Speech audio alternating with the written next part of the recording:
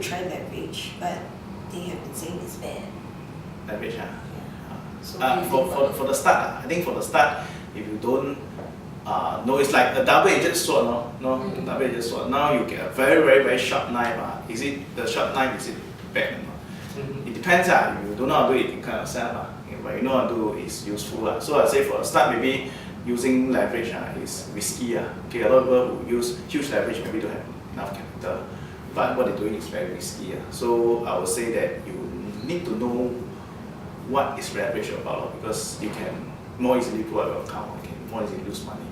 But at the same time, leverage is also good. If you know what to do, is something useful for you. You want to have leverage. So what's leverage? Is it like bank loan, those kind of leverage means to say like the brokers, right, they will give you margin. Like example, in stocks they will give you like maybe 3 times margin. Means you put in 10,000, you can buy 30,000 of shares. For CFD you can buy up to 5-10 times. For forex you can buy up to 50 times, 30 to 50 times, even 100-200 times. So that's what we call leverage. Yeah. Okay. Okay. Yeah.